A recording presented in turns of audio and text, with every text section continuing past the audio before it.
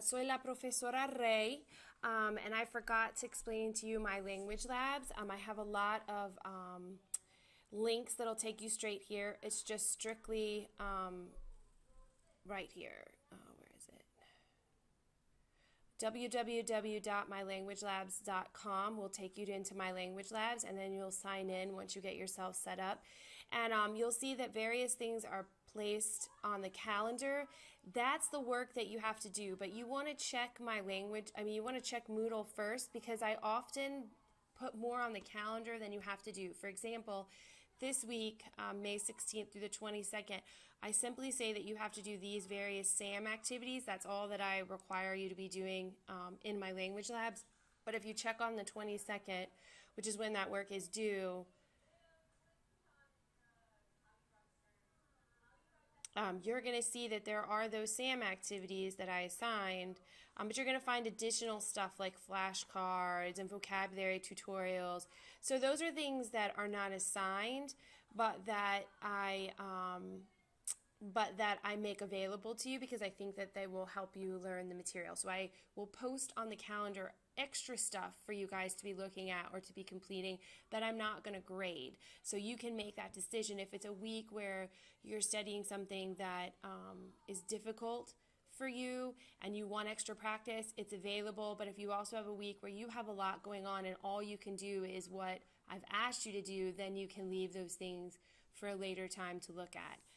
There's also the e-text, which is your electronic textbook. All right. And hold on a minute. And I will send you there. I think there's a link. I'll send you a link that helps you set up your e-text, but I think it needs me to go in once as an instructor for it to open. And so you shouldn't have trouble getting in once I do this.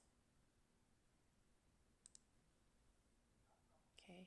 So when you click on your e-text, it should pop up, and this will look exactly like your textbook, the textbook, the hardback book. You know, I don't have a problem using this. I use this probably more than I use my hardback textbook.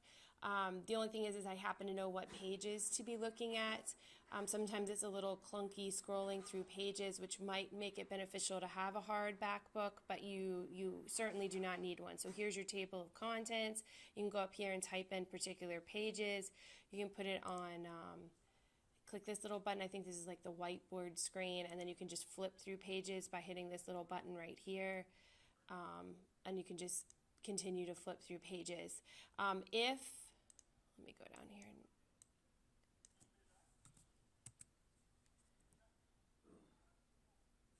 If there is a little audio or something is highlighted in yellow, it'll actually play. En la universidad, los estudiantes y those features. Let's see, what else is there? We go back into the student view.